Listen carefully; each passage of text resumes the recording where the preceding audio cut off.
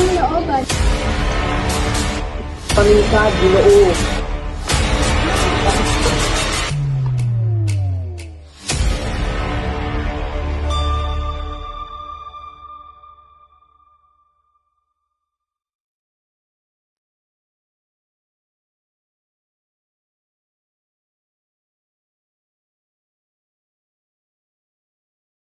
Nang hilakbot sa malaking gulo ng nakaraang gabi ang mga mamamayan ng San Diego, malungkot at wala ni isang tao ang daang kinalalagyan ng kwartel at tribunal. Nakapinid pa rin ang mga bintana.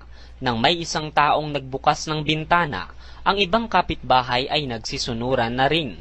Sina Hermana Pute at Hermana Rufa na magkatapat ng bahay ay sandaling nagkatinginan, nagngitian at halos sabay na nag-antanda. Akala mo'y Misa de Gracia, isang kastilyo. Wala na ang gabing looban ni Banat. Ang bayan ay hindi ko pa nakikita kagaya kagabi. Maraming putok. Sinasabing iyo'y nilikha ng mga tulisan ni Tatay Pablo.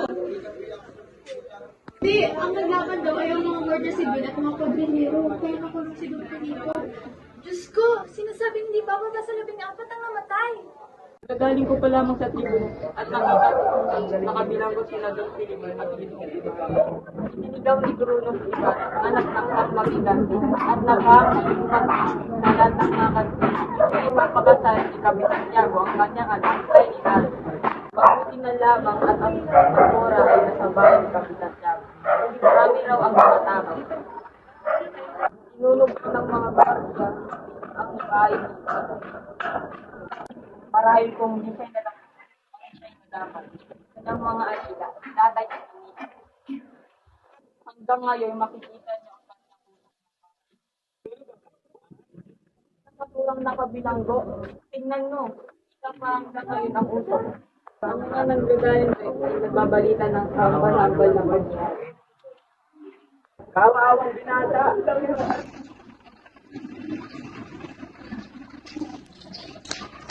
Meron pong nagbigti sa kabilang looban. Isang nagbigti? Opo, mangunguwasan ako ng isang ikaw. Tumanaw ako para tignan ko meron.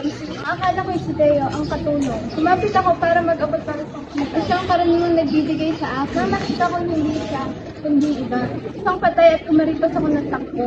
Tara, tingnan natin. Ituro mo sa akin kung nasaan naroon.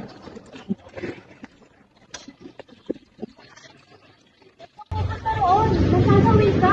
Nagbibigay, patuloy ka. Bayaan mong makita ko.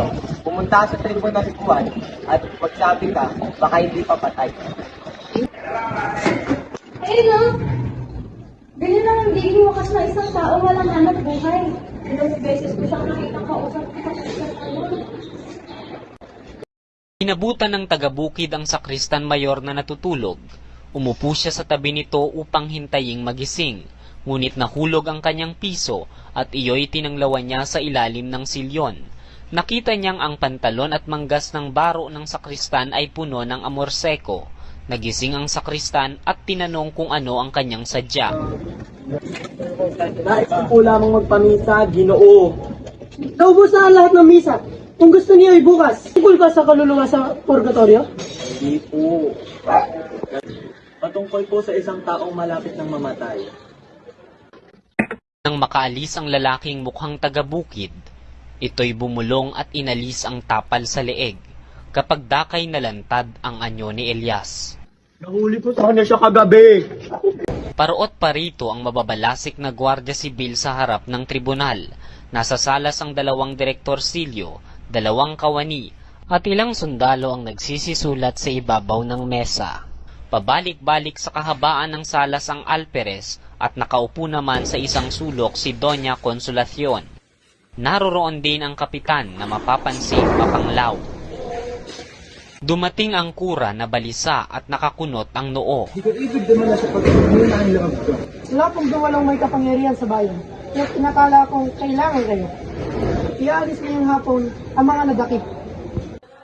Nakasusulasok ang amoy na lumabas sa pintuang binuksan. Ilang sandali pa'y narinig na ang pukpok at langit-ngit ng binubuksang pangaw. Inilabas si Tarsilo na nakagapos at luray-luray ang damit. Kasunod niya ay isang lalaking nananangis, umiika at duguan ang salawal. Sinabi ng Alperes na nanlaban si Tarsilo at nagpapatakas sa kanyang mga kasamahan. Ano ang pangalan mo? Tarsilo Alisagan po. Ano ang pangako ni Don Crisostomo Ibarra sa paglusob niya sa kuwartel? Siya nakipag-unuan sa amin kahit kailanman. Tanong ninyo sa dalawang sibil na inuhulog namin sa bangin.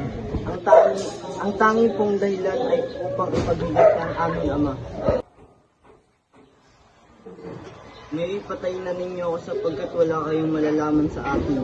Dinala sa labas si Tarsilo dahil ayaw umamin at ipinakita sa kanya ang 5 bangkay na nasa kariton. Hindi kumibo si Tarsilo nang tanungin siya ng Alperes kung nakikilala niya ang mga bangkay. Nakita niya ang bangkay ni Pedrong asawa ng baliw, ang tadtad ng saksak na katawan ni Bruno at ang kay Lucas na may tali pa sa leeg. Inulit ang tanong, ngunit hindi rin siya umimik. Ang pamalo ay mulit-muling bumagsak sa kanyang likod, ngunit hindi man lamang siya dumaing.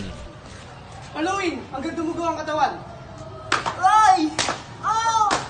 Ay!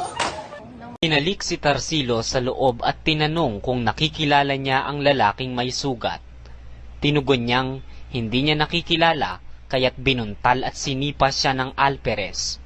Iniutos ng Alperes na igapos sa bangko si Tarsilo at mga palong walang patlang ang bumagsak sa kanyang likod. Ang katawan niya ay kumikinig, umungol ng bahagya at napayukayok.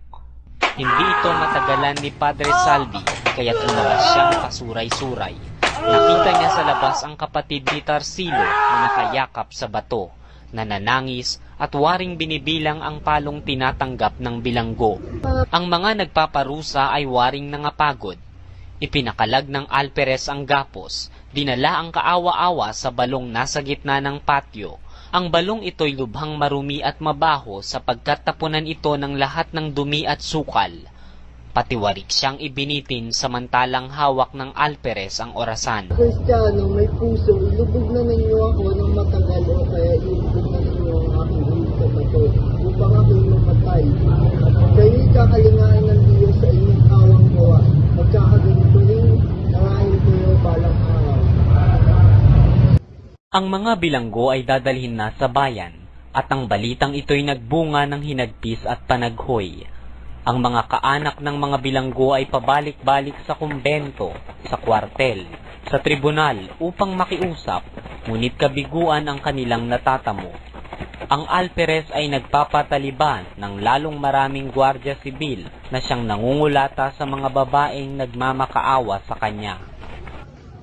Paiyak si Aling Doray at tinangkang yumakap sa asawa, ngunit inilayo siya ng mga gwardiya sibil. Si Antonio'y lumabas na umiiyak at si Andong ay napahagulgol nang makita ang biyenan. Ang seminaristang si Albino'y nakagapos, na tulad ng kambal na anak ni Kapitana Maria. Si Ibarra ang huling inilabas. Hindi siya nakagapos, ngunit nasa gitna ng 2 sibil. Yan ang may sala at siyang walang gapos. Sumunod ang mga gwardiya sibil sa hiling ni Ibarra. Nooy lumabas ang Alperes na nakasakay sa kabayo at batbat ng sandata ang katawan. At kaputin ninyo ako ng maigpit. Ano ang pagkakasalang nagawa sa inyo ng aking asawa at anak? Basta nyo ang gusto kong inalisan nyo ng ama. Duwag! Sumpahin ka ng Diyos. Sumpahin na kayaman ng sinaman ko pagduloy ng aming kapayapaan. Sumpahin ka! Kapag ika'y bitay! Naging sunod-sunod na ang pagbato kay Ibarra, ngunit lahat ng iyon ay pinagyukuan lamang niya ng ulo. Tiniis ang lahat ng sakit ng walang daing, may sama ng loob at hinanakit. Sa kanyang pagkakayuko marahil ay naalala niya ang paghihirap na dinanas ng isang tao sa lansangan ng Maynila at ang hirap ng isang babaeng namatay matapos makita ang nakasabit na ulo ng anak. At marahil ay naalaala niya ang paghihirap ni Elias.